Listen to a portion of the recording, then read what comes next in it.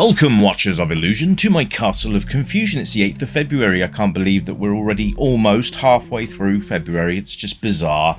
Today we're looking at Donkey Kong on the Amiga. Now, this is the original version, released in 1993.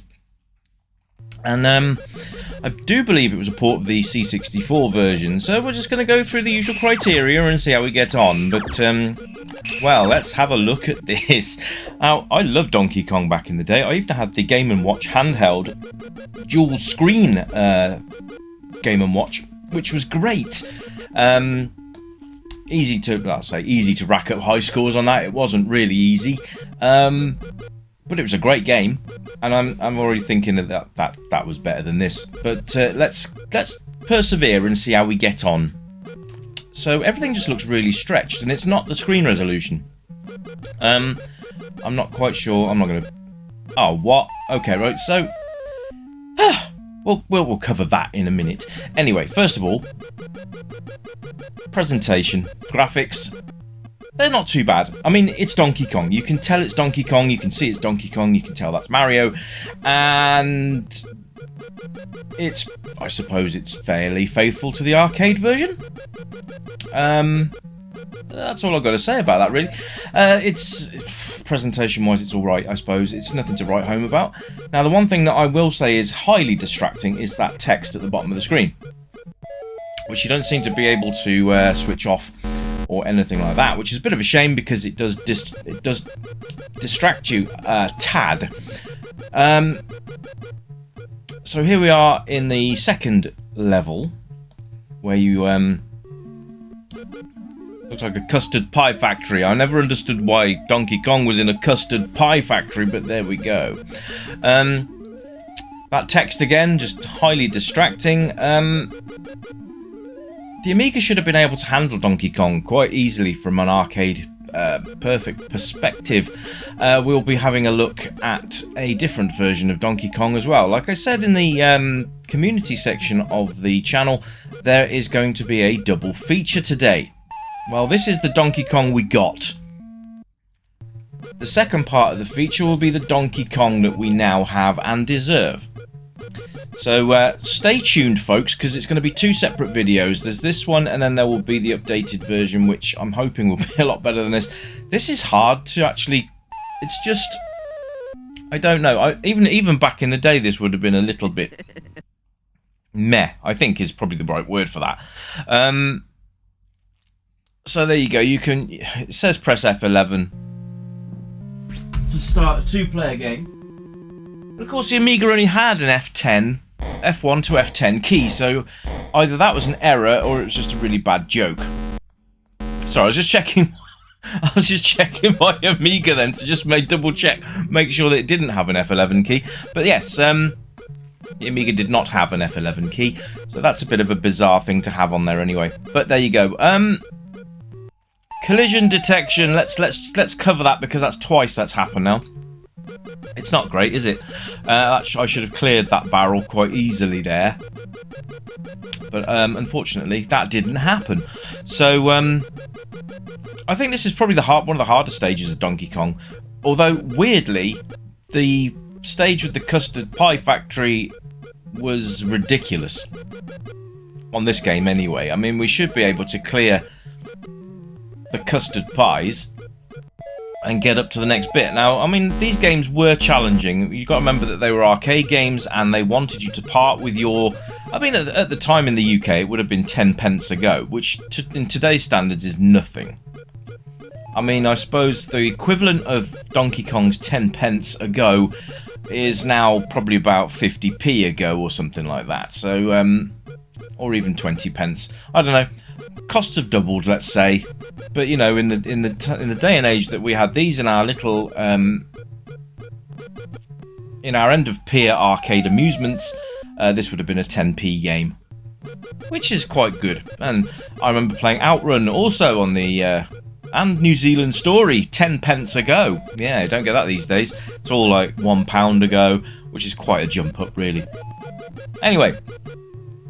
Sound and music. There's there's all the little jingly bits, I suppose, that you'll hear throughout the game. there's a really horrendous noise when he moves. I don't like that at all. The sound effects don't seem to have been done with any due care, really. It just seems to be bolted in, which is a bit of a shame. Because, well, like I said, the Amiga is and was very capable of a lot more than we ever gave it credit for. Which is a shame, because... Oh my god! Okay, so... okay, now we'll move on to controls. Okay, so, the controls are up and down, left and right, and jump. Okay. Sometimes the game doesn't want to jump when you tell it to, which is exactly why I went face first into a custard pie. I'm being very careful with my wording on that. I suppose back in the day you might have been happy with this, I don't know. Maybe it's because we didn't have any other options back then. I'm very excited to bring you the next video, but this one will get uploaded first, and then the other one will get done, and you'll see the difference, I hope. I've not played the new updated version yet, so I'm quite excited to give that a go. You guys will be first in my on my channel to actually see me play it, so that'd be cool. So we'll review as we go. But this, again, it's just a shame because there's such a missed opportunity. There's some horrible sound effects in this game, and that lets it down a little bit. I don't know why Mario's so chunky either. Maybe that was just a programming decision. I don't know. I mean, if it is a port from the C64, maybe that's why. I don't know. I'd have to have a look at the C64 version, which I'm not adverse to doing. Playability, I mean, it's there. You can play it. It's playable. It's not horrific. It's not brilliant, but it's not horrific. There's something weird about this level. You can't seem to get to the top because those pies are too close together, and trying to jump over them on a conveyor belt. And in the original arcade, this isn't how this level's supposed to be designed. In the original arcade, you're supposed to knock out the struts that hold the structure together, and then Donkey Kong plummets from above, enabling you to rescue, I'm guessing that's Daisy. So yeah, there's a few things missing, which is a shame. And just sometimes the game just treats you like an absolute turd, just like it did then. Replay value, I really wouldn't put much replay value into this game. It's a shame because it's got potential to have. But once you see this stage and you think, how the hell am I going to get past those custard pies and those bloomin'... Oh, there we go again. It didn't want to jump to the right. That was fun, wasn't it? I almost got to the ladder then as well, but probably would have got squashed by Kong. Anyway. So, age rating, it's pretty much any, because it's Donkey Kong. Probably the frustration level is going to be adults only. Oh, okay. So, I'm about done with this version. Unfortunately, it does not float my boat at all. It's just... It's a bit of a mess. And that's a shame to say that on a classic game like Donkey Kong, and I really digress, but at the end of the day, you know, if you're going to do an arcade game, do it properly. Look at Popeye, that was a good arcade conversion. So, yeah. Let's hope that the next video brings us a little bit more joy, shall we, ladies and gentlemen? And that will be coming your way shortly. I'm getting that prepped and ready for you while this one is uploading. So, keep your eyes open for that. I'll be back very, very, very soon. And hopefully we'll have a Donkey Kong to remember.